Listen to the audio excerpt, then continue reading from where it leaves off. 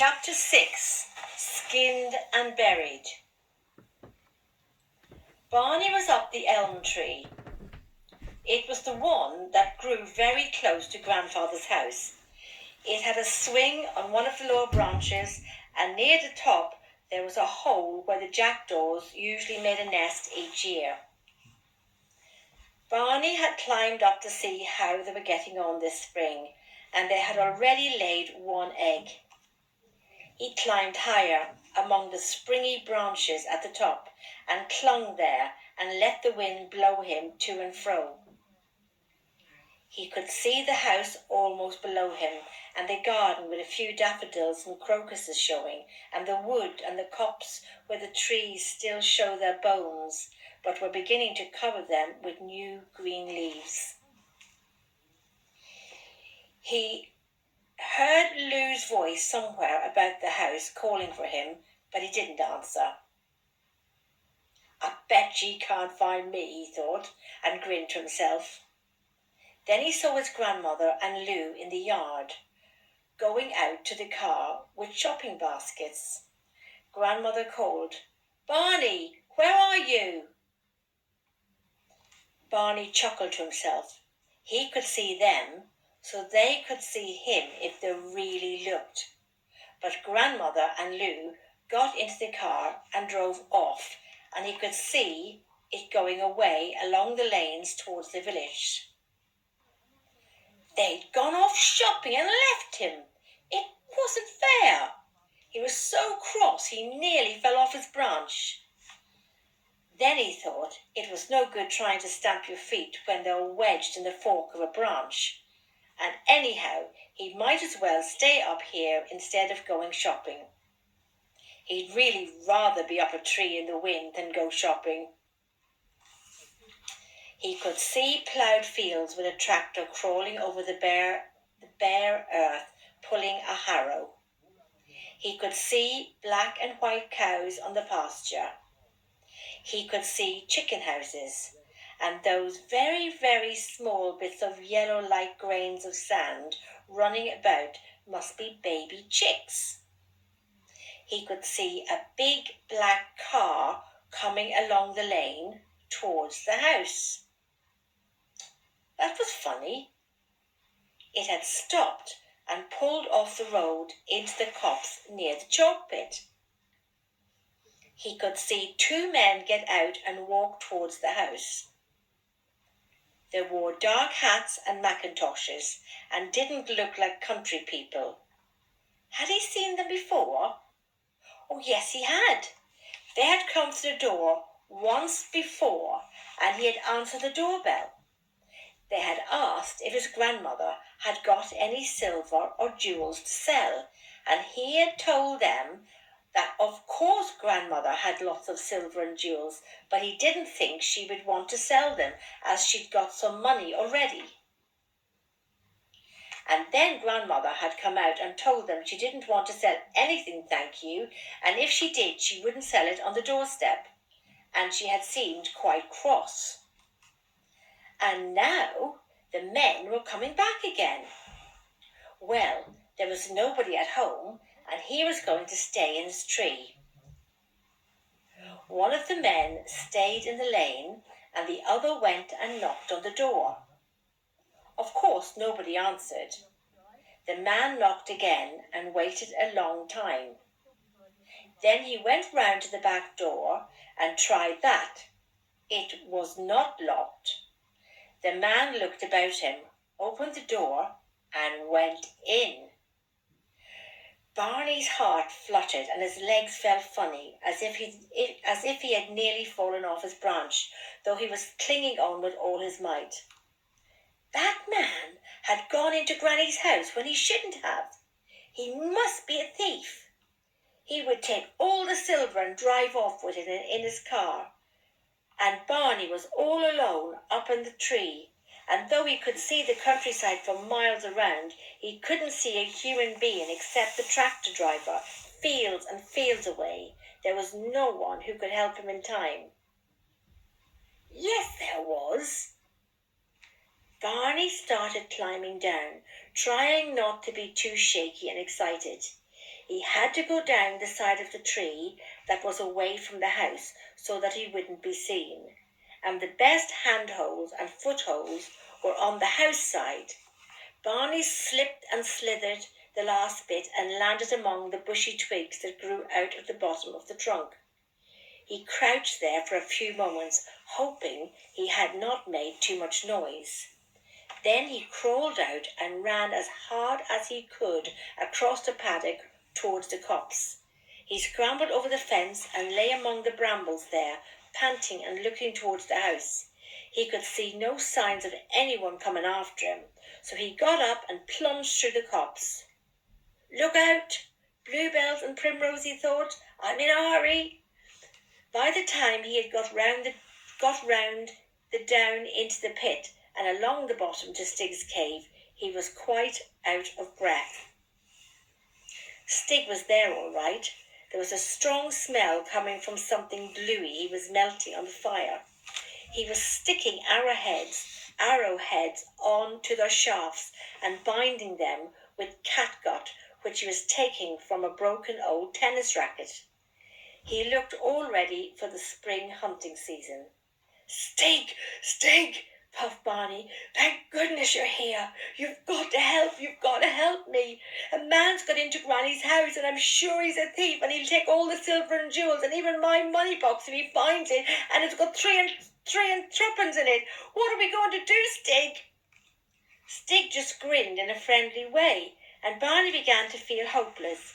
It was just like when he was trying to explain about Stig to the grown-ups. They just smiled and said, "Really?" And of course Stig didn't speak English. He didn't talk at all much, but he must make him understand. "Enemy!" said Barney fiercely, pointing towards the top of the cliff. "Bad men!" screwing up his face to look wicked. Fight him, Stig! Shoot and see him off, Stig!" he urged, making bow and arrow movements and spear movements with his arms. Stig seemed to get the idea. He grinned more than ever and scowled horribly at the same time. Barney looked around for weapons. Leaning against the wall were new-looking bow and arrows Stig had been making, some spears, an axe, and a horrible-looking club. Barney picked up the bow and arrows and handed them to Stig, but Stig gave them back to him and took the club instead. "Can I really have the bow and arrows, Stig?" exclaimed Barney. "Gosh, thanks! Come on, we've got to be quick." They ran out of the far end of the pit, and instead of turning right and coming back through the copse to the garden, Barney led the way round into the lane and up the hill towards the house. There at the top, where the lane passed near the chalk pit, and there was a gap where lorries backed off the road to dump things over the cliff, they found the big black car parked. And there, coming along the lane, were the two men in raincoats and dark hats carrying a large suitcase each. Without thinking, Barney fitted an arrow into the bow and shot it. A dark city hat flipped off the head of one of the men and was pinned to the bank of the lane by a flint-tipped arrow. The men stopped. Then they saw Barney. "Now then, kid," said the man. "cut it out. That's dangerous, throwing bows and arrows." "You're thieves," said Barney. "I know you've got Granny's silver in that suitcase." The man looked at his companion. "Hear that?" he said. "The kid thinks we're thieves. Look, Sonny, we come to look at your granny's television, didn't we, Sidney? We've got our tools in these ear cases, haven't we, Sidney?" "That's right," said Sidney. "Plucky little nepper, though, ain't he, Sidney? Looking after his granny's house while she's away, eh? Sonny, I've got some toffees for you in the car." "I don't like toffee," said Barney, but he was beginning to feel foolish, and he lowered his bow, which he was pointing at the man with another arrow fitted. The man turned round for his hat, which had the arrow stuck through it. He pulled the arrow out. Then he looked at the sharp flint tip, and his face went white. "You little horror!" he snarled at Barney. "Where'd you get them things from, eh? You know, you might have killed me." He broke the arrows across twice and threw the pieces angrily on the ground. "Come on," he said, "and over the rest of them things, or there'll be trouble." He came towards Barney with a very nasty expression on his face. Stig had been lurking behind the car, listening to the strange talking and wondering what it was all about. When he saw the man break his precious bow and arrow and he come angrily towards Barney, it was enough for him. He let out a sound that was something between a growl and a howl and dashed at the man, raising his horrible club. The two men took one look at this wild figure, dropped their suitcases and ran, with Stig in mad pursuit and Barney running after Stig. "Stig! Stig, come back!" shouted Barney. "It's all a mistake. They're not bad men. They're not thieves. They came to mend the television." But it was no use. What did Stig know about television? There was a barbed wire fence at the top of the lane, and the men decided to get over it in the hope of escaping from Stig. As the second one scrambled over, his raincoat got caught in the wire. In a panic, he struggled out of the coat and ran off over the field, leaving it on the fence. It was this that saved him from the teeth of Stig's club, because Stig stopped to look at the coat, as if he was not quite sure what part of himself the man had left behind. Barney caught up with him and took over his arm.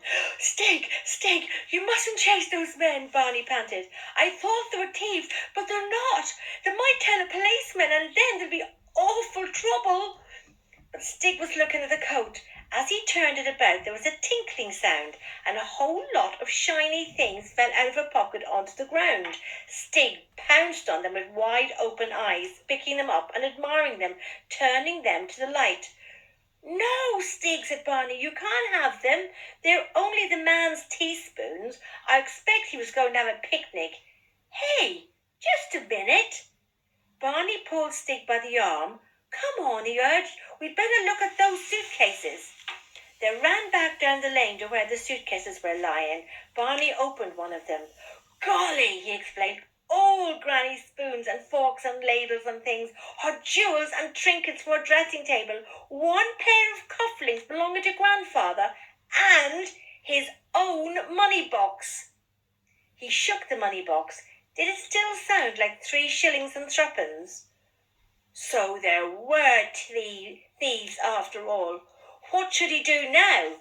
They might come back to the big black car any time and drive away. How could he stop them? He ran to the car, opened the rear door and looked inside.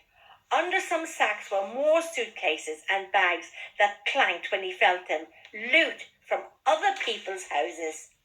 Barney sat in the front seat and held the steering wheel. If only he could drive, he could take the car to the police. He took off the handbrake. At least he knew how to do that. The car began to roll backwards towards the edge of the pit. In a panic, Barney opened the door and scrambled out, with the car still moving. Barney's mouth was open and he held his middle as he watched the big black car move slowly towards the pit. There was a lurch at first. One black wheel, then another went over the edge. The car bumped down on its underneath. Perhaps it would stop now, but no. The edge of the chalk crumbled. The rear of the car settled lower. The front wheels rose slowly in the air, and with a horrible scraping and grinding, the whole car slid over the edge.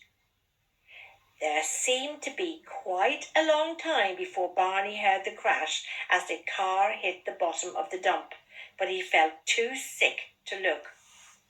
When he opened his eyes, he saw Stig looking over the edge of the cliff, waving and pointing and grinning all over his face, as if it was some great animal that had just hunted over the cliff, and he was looking forward to cutting up the meat. Then he was running off round the pit to get to the bottom. Barney remembered the suitcases and hurriedly hid them deep in a bramble patch before running off after Stig again. By the time he got to the car, which was lying on its back with its wheels in the air. Stig was already hard at work, skinning the leather off the seats and the carpets off the floors. Barney stood helplessly watching. Stig obviously thought that anything thrown into his dump was for him to do what he liked with. But if the men came back and found them at it, they would be very angry. Then he saw what they would have to do. He got up on the pile of rubbish at the foot of the cliff and started throwing things on top of the dead motor car. Old wash tubs, bedsteads, bicycle frames. Stig soon got the idea. They were burying the animal to hide it from the enemy. Before long, the car was covered with bits and pieces, branches and moss. Then, as they worked, Stig suddenly froze into stillness and listened. Barney listened too. There were voices coming from the top of the cliff. Barney crept into the inside of the upturned car and beckoned Stig in too. They crouched on the ceiling, looking up at the seats and the pedals, and listened. The voices of the two men came down from the top of the cliff. Well, it ain't there, is it? Go on, have a good look. All right, then it's gone. What do we do now? We got a nice long walk. That's what we've got, mate. Or if I don't like walking, you can run. You seem to like running, all right. Who likes running? You run too, didn't you? You started running first. Got windy because a couple of kids was playing Red Indians. So you lost the lot, all through you. I tell you, they wasn't kids. One wasn't anyway. What was it then? It was a thing, I tell you, an horrible thing. Out of that there pit, I shouldn't wonder. Come on, let's get out of here. I tell you, I don't like this place. I'm getting back to town, if I have to walk the whole way. Barney smiled at Stig as the voices faded away. Stig grinned and shook his horrible club. Granny and Lou were back from shopping when Barney struggled in through the front gate carrying the two heavy suitcases full of silver. "Barney, what on earth have you been up to?" Granny explained. "I brought your spoons and forks back, Granny. You see, two men came to do the television. I mean, that's what they said, but they were thieves really, and I was up the tree, but me and Stig chased them away, and I let their car go over into the chalk pit, and it's there now with all the treasures in it." "Oh, well, you have been having fun," said Granny. "Now let's have some tea, shall we? Lay the table, Lou, and Barney, go and wash your hands. Look at them." Lou started laying the table. "Where are the teaspoons, Granny?" she asked. "In the usual place, I suppose, dear," said Granny from the kitchen. Barney put his hand to his mouth. "No, they're not, Granny," he said. "They're hanging on the fence in Mr. Tickle's field." "What?" Granny explained. "Really, Barney, that is naughty. You know you mustn't take the silver for games." "I didn't take them, Granny," Barney protested. "It was the television man. And Stig was running after him with a club, and I tried to stop him because I thought he wasn't a thief, but he took his coat off and left it hanging on the fence, and the spoons fell out. I thought he was going to have a picnic at first, but then I knew they were yours. I'll go and fetch them." And he ran out. When Barney got back, there was a policeman at the door talking to Granny. She looked worried. What's all this about thieves, Sonny? Asked the policeman. "Yes, I saw them up the tree. I was. And one of them went into the house, and I went to fetch my friend Stig, and me and Stig had a fight with them, and they ran away, and teaspoons fell out, and the car was full of treasure." The policeman scratched his head. Oh, now, a car, you say? Just where might this car be?" Barney stood on one leg. "Well, I thought perhaps I could drive it to the police station, but it went backwards over the cliff, and Stig thought it was dead and started skinning it, and then we buried it, but I couldn't help it, I promise." The policeman was trying to write all this down in a notebook, but when he got to the part about skinning and burying the car, he stopped writing and looked hard at Barney. "You wouldn't be making this up, would you, son?" he asked sternly. "I'm afraid my grandson has a very strong imagination," said Granny. "But I'm telling the truth, Granny, I promise," said Stig. Perhaps the little boy would like to show me where this alleged treasure is, Ma'am, suggested the policeman. Yes, yes, said Barney. It's just down the lane. Come on. And he took the policeman by the hand and pulled him through the front gate and down the lane, explaining as he went. It's all in the bottom of the car, the treasure. Or, well, it's the top of the car, I suppose, because the car's upside down now in the bottom of the pit.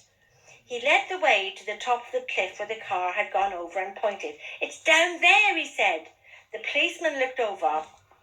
I can't see nothing, he said.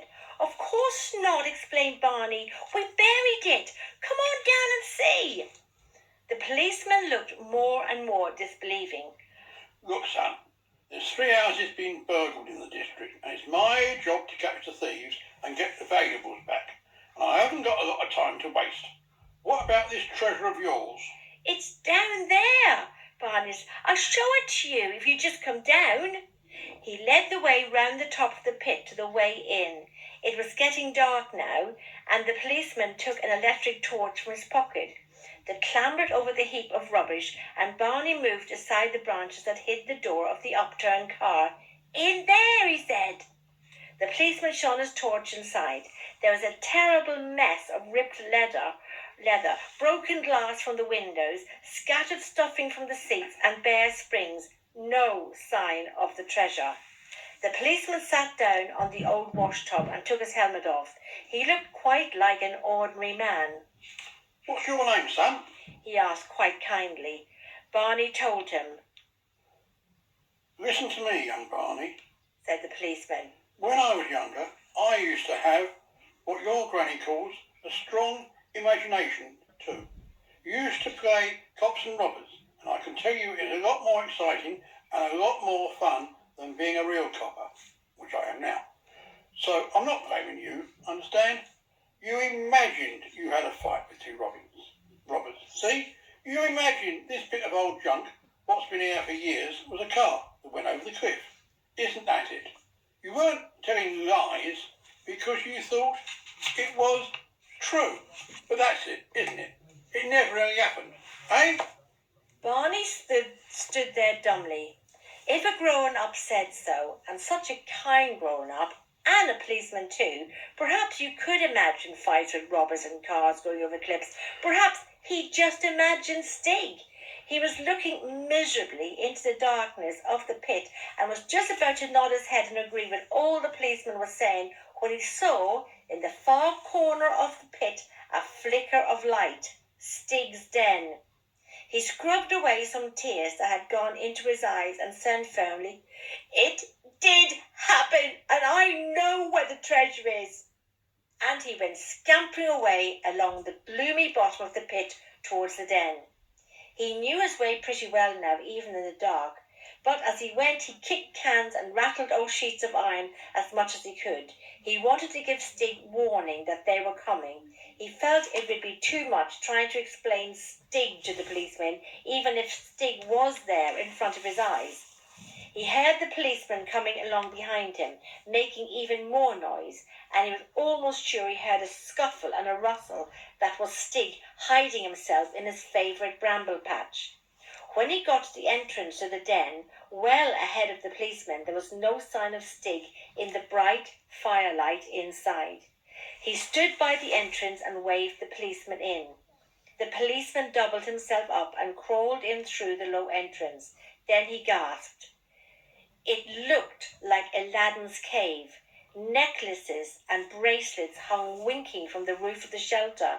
The floor of the cave was carpeted with the skin of the car seats.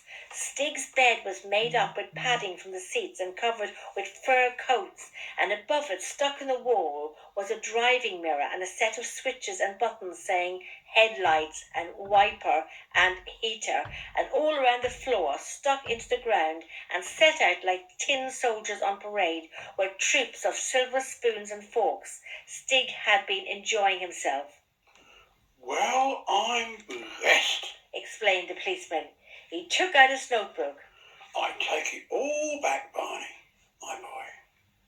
And if you'll just help me tick off in my book all this stolen property, which someone has so kindly put out on parade for us, we'll get it back to its rightful owners all the quicker. And I shouldn't be surprised if there's a reward for a bright boy at the end of all this. Barney started to explain all over again what had happened, but the policeman said he'd had a tiring day and he'd rather not have any more explanations. But that time, when he went home from grandmother's house, he took a brand new bicycle with him.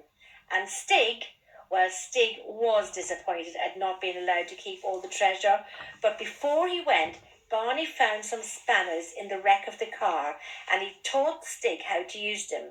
Stig was very proud of his necklace of steel nuts strung on wire cables and his bangles of piston rings. And that's the end of chapter 6. Night night, my darlings. Sleep well. Love you loads. Grandad didn't rehearse tonight.